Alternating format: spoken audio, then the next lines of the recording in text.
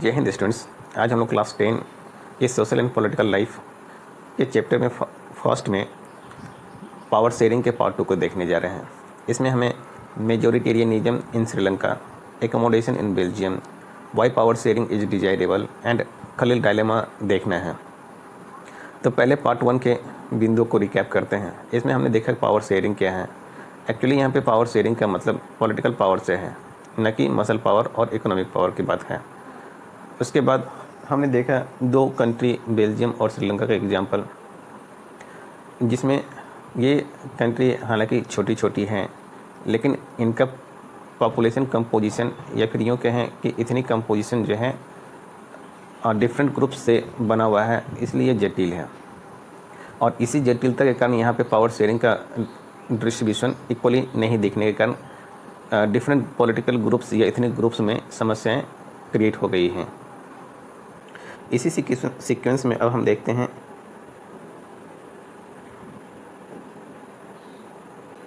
Majoritarianism in Sri Lanka. यह majoritarianism का सीधा सा मतलब है कि मेजोरिटी वाले ग्रुप की सरकार। जैसे यदि किसी भी कंट्री की बात की जाए तो वहाँ पे यदि डिफरेंट एथनिक ग्रुप के लोग रहते हैं तो कुछ एथनिक ग्रुप वाले की संख्या ज़्यादा होती है। यही कंडीशन यदि श्रीलंका की ली जाए तो वहाँ पे सिंगला स्पीकिंग पीपल की संख्या ज़्यादा है।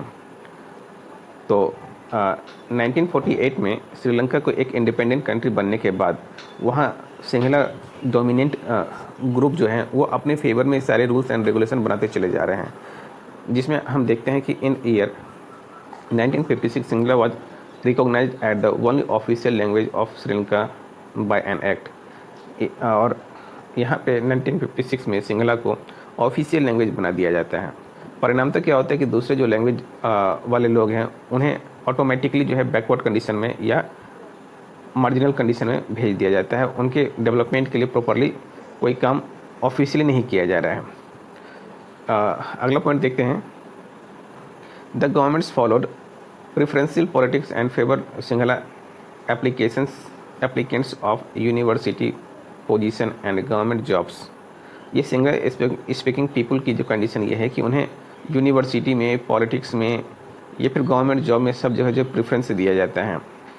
And a new constitution stipulated that the state shall protect any foster Buddhism. और इवन गवर्नमेंट जो है बौद्धिस्ट से जुड़ी हुई सारी चीज़ों को संरक्षण भी देती है। और दूसरे रिलीजन की बात यदि की जाए, जैसे वहाँ पे मुस्लिम्स, हिंदू और क्रिश्चियन भी हैं, तो उनके प्रोटेक्शन की कोई बात नहीं की गई है। तो सीधा सीधा यह दिख रहा है कि जो मेजॉरिटी की गवर्नमेंट है वो अपने फेवर में सारे निर्णय ले रही हैं, और जो माइनॉरिटी वाले ग्रुप हैं उनके लिए कुछ भी नहीं सोचा जा रहा है। इस प्रकार से जो है a feeling of alienation was scene among the Sri Lankan Tamils. जो श्रीलंकन तमिल से उन्हें बाहरी होने का या फिर खुद श्रीलंका के न होने का भाव दिखने लगता है। The Sri Lankan Tamils launched parties and struggle for the recognition of Tamil as an official language. अब श्रीलंकन तमिल जो है वो उन्होंने अपनी पॉलिटिकल पार्टी लॉन्च की और अपने तमिल लैंग्वेज को ऑफिशियल लैंग्वेज बनाने के लिए स्ट्रगल करना स्टार्ट किया। And for regional autonomy and equality of the opportunity in securing education and jobs. और ये भी चाहते थे कि जॉब सिक्योरिटी में या एजुकेशन में इन्हें इक्वालिटी का दर्जा दिया जाए। By 1980, several political organizations were formed demanding an independent Tamil। और 1980 आते आते जो है कुछ पॉलिटिकल पार्टी इन श्रीलंकन तमिल्स के द्वारा फॉर्म किए गए, और इनका डिमांड क्या था कि इंडिपेंडेंट तमिल स्टेट को फॉर्म किया जाए। यहाँ पे एक वर्ड आया है एलम। एलम का मीनिंग होता है स्टेट। तो श्रीलंका के नॉर्दर्न पार्ट जो कि जाफना का एरिया है और ईस्टर्न पार्ट में जो है श्रीलंकन तमिल्स रहते हैं, और ये सेपरेट स्टेट की डिमांड करना स्टार्ट कर दिया।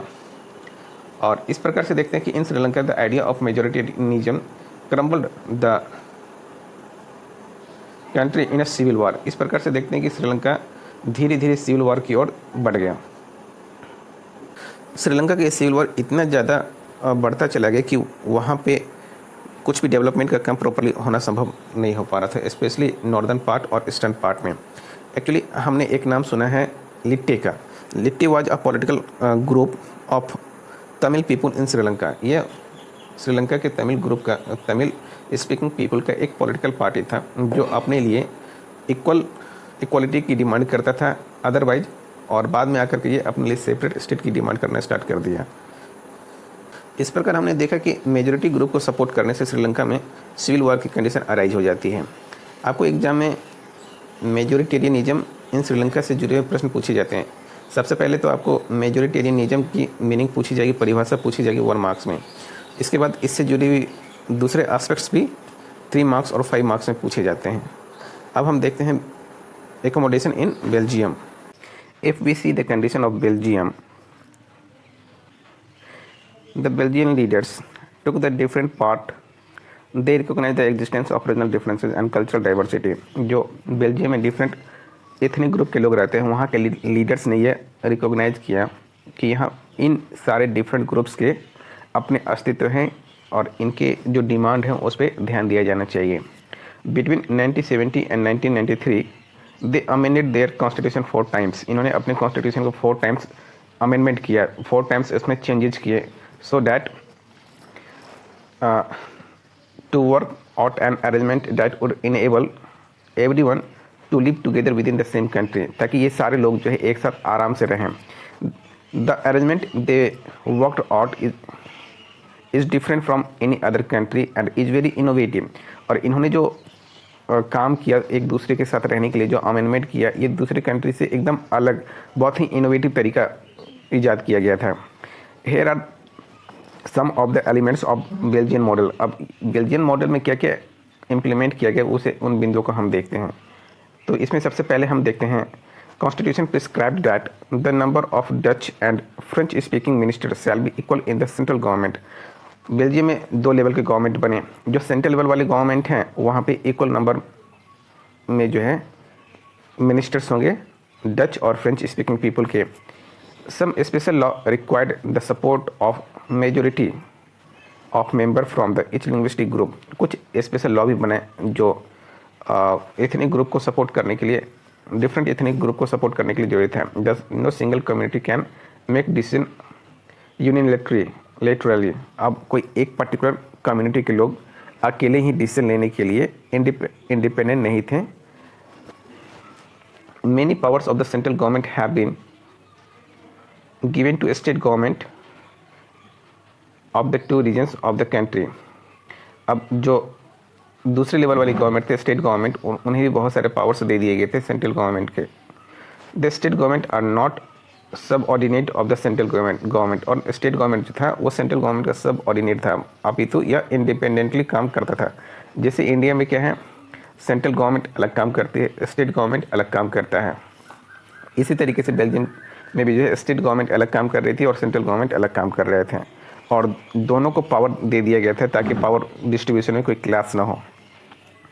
Brussels had a separate government in which both the community have equal representation.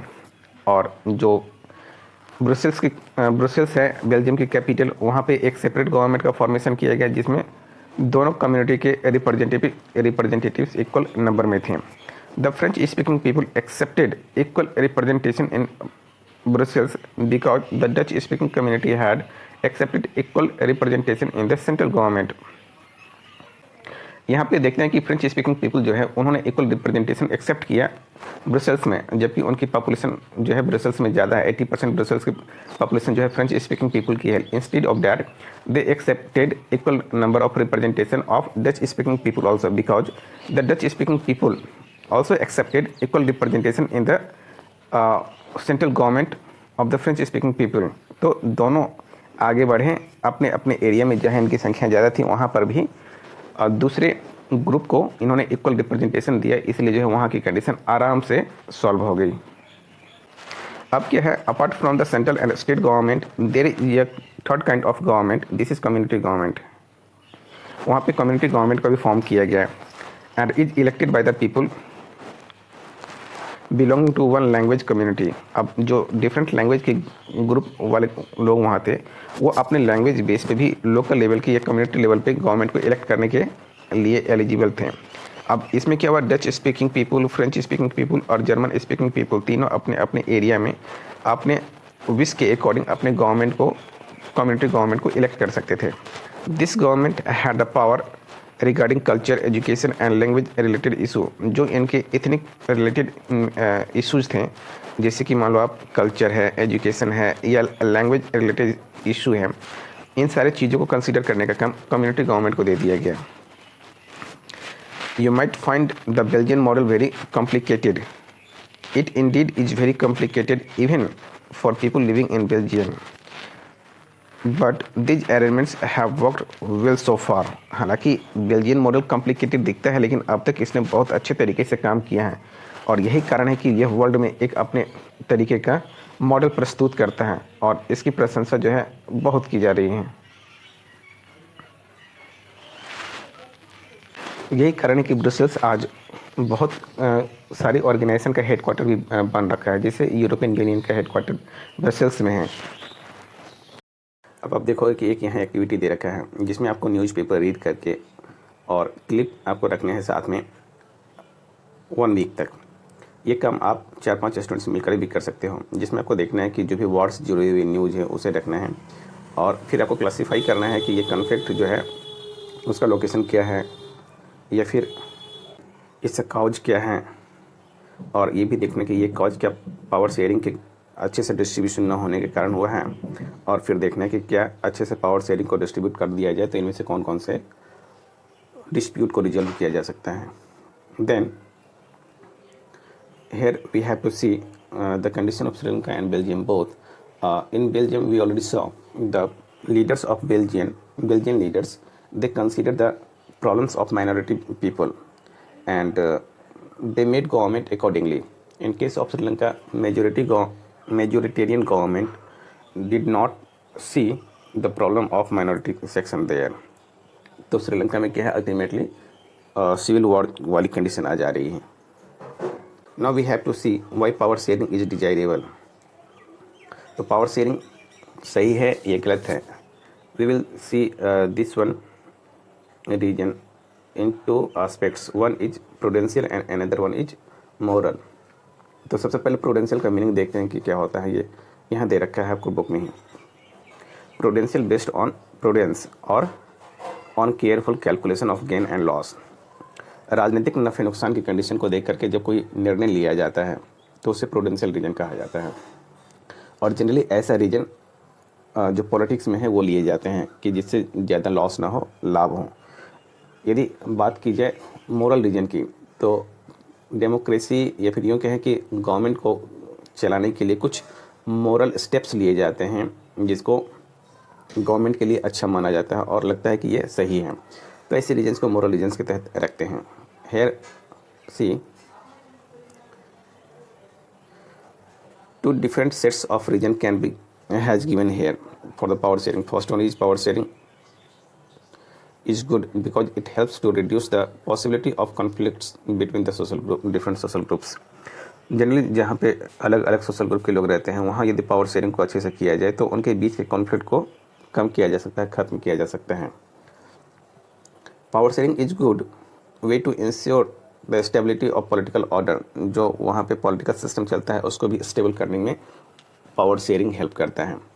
और यदि मान लो कि कहीं पे इस तरीके से पावर शेयरिंग को अच्छे से डिजाइन ना किया गया या उसे अंजाम ना दिया गया हो तो छोटे समय में तो वो सही होगा, जैसा कि केस श्रीलंका का दिखता है, लेकिन for the long period minority section के पीपल जो है वो भी धीरे धीरे आवाज़ उठाना चालू कर देते हैं और कंडीशन आ जाती है सिविल वॉर तक।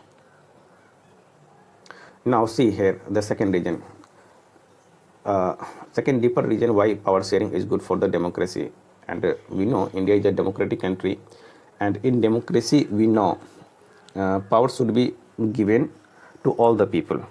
डेमोक्रेसी में क्या है कि किसी एक व्यक्ति के यहाँ पे पावर कंसंट्रेट नहीं किया जाता है, इसे डिफरेंट इंस्टीट्यूट में डिवाइड किया जाता है। इवन यदि माइक्रो लेवल पे सोचा जाए तो पीपल को राइट टू वोट दिया गया है, और by this way people elect their representative and they perform their political power. तो इस तरीके से देखा जाता है कि इंडिविजुअल के हाथ में भी पावर को दिया जाता है डेमोक्रेसी में। तो कहने का सीधा सा मतलब है डेमोक्रेसी में इंडिविजुअल राइट्स को मान्यता दी जाती है या फिर उसे अच्छा माना जाता है। यदि हम एक्सरसाइज को देखें तो क्वेश्चन नंबर 2 में दे रखा है, state one prudential reason and one moral reason for the power sharing with an example from the Indian contest. India से लेकर के एक प्रूडेंशियल रीजन और एक मोरल रीजन से जुड़ी हुई पावर शेयरिंग का एग्जाम्पल देना है। जैसे हम प्रूडेंशियल रीजन का देखते हैं तो जनरली गवर्नमेंट का फॉर्मेशन जो किया जाता है वो देखा जाता है कि किस रीजन से कितने मिनिस्टर्स आते हैं गवर्नमेंट में, तो ये नफ़े नुकसान को देख करके डिसाइड किया जाता है। लेकिन कई बार ये भी देखने को मिलता है कि जो गवर्नमेंट मेजोरिटी कम्युनिटी से बनी होती है वो भी माइनॉरिटी कम्युनिटी के लोगों के वेलफेयर के लिए काम करती है, और यही रीजन है कि इंडिया की डेमोक्रेसी स्ट्रांग है। तो इस प्रकार से प्रूडेंशियल और मोरल दोनों एग्जाम्पल बहुत आसानी से इंडिया में देखने को मिलता है। यहाँ पे एक और एक्टिविटी दे रखा है, annuity studied in Dutch medium school in the northern region of Belgium, और वो चाहती है कि जो जिस फ्रेंच स्पीकिंग स्कूल में वो पढ़ रही है वहाँ पे many French speaking students in her school want to be the medium French होना चाहिए। डच मीडियम स्कूल है और बहुत सारे स्टूडेंट चाहते हैं कि ये जो है फ्रेंच मीडियम भी वहाँ पे पढ़ाई होना चाहिए। और एक और स्टूडेंट है सेल्वी, जो कि नॉर्दर्न रीजन के श्रीलंका के नॉर्दर्न रीजन में पढ़ रही है, and in her school Tamil speaking and they wanted the medium of instruction to be Tamil. और ये यहाँ पे कुछ बच्चे चाहते हैं कि स्कूल का मीडियम तमिल हो, इंस्ट्रक्शंस वगैरह तमिल में दिए जाएं। तो ये पूछा जा रहा है कि आपको in present of Annie and Selvi way to approach respective governments to realise the desire of their child who is more likely to succeed in and Y.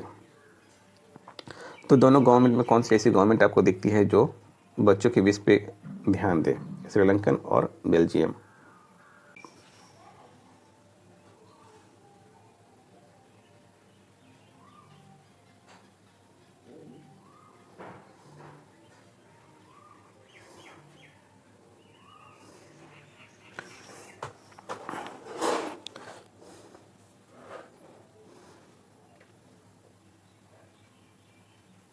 ऐसी ही स्थिति एज यूजुअल आपने देखा है कि विक्रम रात में खामोशी में अपने मोटरसाइकिल चलाए जा रहा है और बेताल उसके पीठ पे बैठा हुआ है।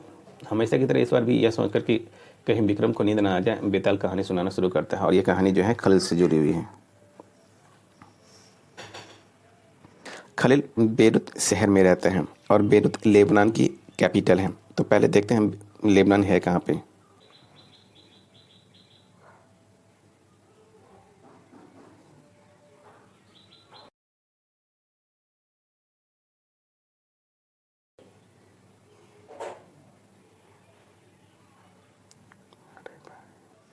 बेरूत में रहने वाला खलील के माता पिता अलग अलग समुदाय से हैं। उसके पिताजी ऑर्थोडॉक्स ईसाई थे, जबकि मम्मी जो है सुन्नी मुसलमान। तो आधुनिक शहर के लिए ये कोई बड़ी बात नहीं है कि जो पति पत्नी है वो अलग अलग समुदाय से आवे। ऐसे ही कंडीशन लेबनान की थी, लेकिन यहाँ पे रहने वाले डिफरेंट कम्युनिटी के लोग आपस में लड़ते भी थे, गृह युद्ध तक भी होती थी, लेकिन फिर भी वो साथ में भी रहते थे। ऐसे ही एक गृह युद्ध में खलील के चाचा जी का भी डेथ होता है। Then at the end of the civil war सारे जो लीडर्स थे लेबनान के वो बैठ करके डिफरेंट कम्युनिटी के बीच में एक जो है डिसीजन पे पहुंचते हैं कि कैसे जो है पॉलिटिकल सिस्टम लेबनान का चलना चाहिए। तो इस प्रकार से डिसाइड किया जाता है लीडर्स के द्वारा कि वहाँ का जो प्रेसिडेंट होगा वो मोरोनाइट कम्युनिटी का कोई कैथोलिक होगा, और वहाँ का प्रधानमंत्री जो पीएम होगा, PM it must be from the Sunni community and deputy PM from Orthodox Christian. इसके बाद जो है वहाँ का जो स्पीकर होगा वो शिया मुस्लिम होगा। ये वहाँ पे लीडर्स के द्वारा पैक्ट किया जाता है।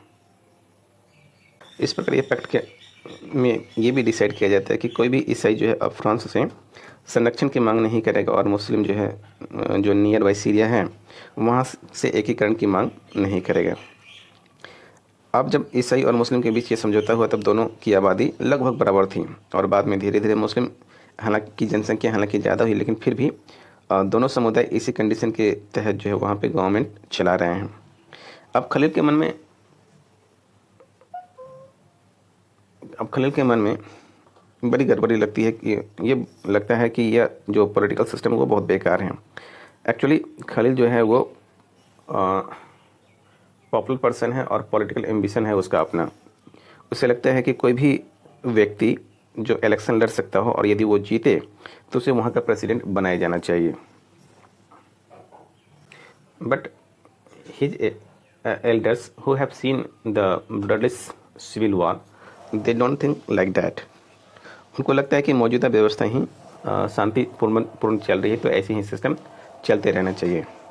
इस प्रकार से स्टोरी फिनिश होती नहीं है कि विक्रम और बेताल के बाइक टीवी टावर के पास पहुंचता है और वहां पहुंचते ही बाइक को वे रुकते हैं और बेताल जल्दी से ही कहानी खत्म कर अपना सवाल विक्रम से पूछता है कि अगर लेबनान का कानून फिर से लिखने का अधिकार होता तो आप क्या करते?